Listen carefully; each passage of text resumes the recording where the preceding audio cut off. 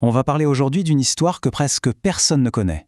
Une histoire qui nous ramène aux origines de la richesse, celle du tout premier millionnaire de l'humanité.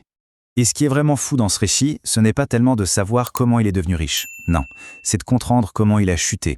Et pas une petite chute, une perte totale, qui nous livre une des leçons les plus fondamentales sur l'argent. Vous voyez, cette histoire, c'est bien plus qu'une simple anecdote. C'est en fait un avertissement financier que l'on a tous un peu oublié. Et ça, c'est à nos risques et périls. On a tous cette idée en tête, n'est-ce pas?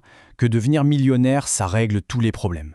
L'argent, c'est vu comme un bouclier, une sorte de forteresse qui nous protège de tout. Mais voilà, la réalité, l'histoire, elle nous raconte tout autre chose. Une vérité un peu plus dérangeante. La vraie sagesse financière, elle ne se trouve pas toujours dans les grandes réussites, mais très souvent dans les cendres des échecs les plus cuisants.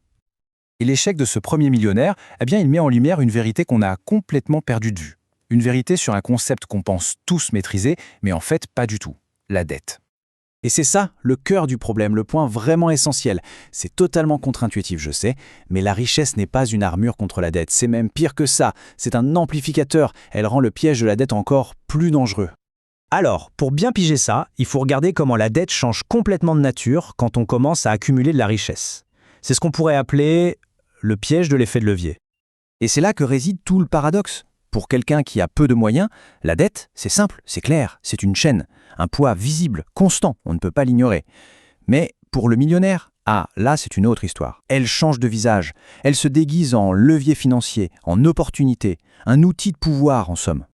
Et c'est justement ce déguisement qui la rend mortelle, parce que forcément, quand on ne voit plus le danger, quand la dette est perçue seulement comme un outil, eh bien on baisse sa garde. Et c'est précisément là que le piège se referme. C'est pile ce qui est arrivé. Notre premier millionnaire, avec toute sa fortune, a commencé à voir la dette non pas comme un risque, mais comme un simple instrument pour multiplier sa richesse encore et encore. Il se croyait intouchable. Il avait tellement tort. Ce même levier qu'il pensait maîtriser à la perfection s'est retourné contre lui avec une force dévastatrice. Son empire, qui semblait pourtant indestructible, ne s'est pas juste fissuré. Non, il a été anéanti. Il s'est effondré comme un château de cartes, ne laissant derrière lui que des ruines. Alors, ok, c'est une vieille histoire, mais qu'est-ce que ça nous dit à nous aujourd'hui? Eh bien, cet avertissement qui vient du fond des âges, ce n'est pas juste une anecdote, c'est un écho qui résonne encore très fort.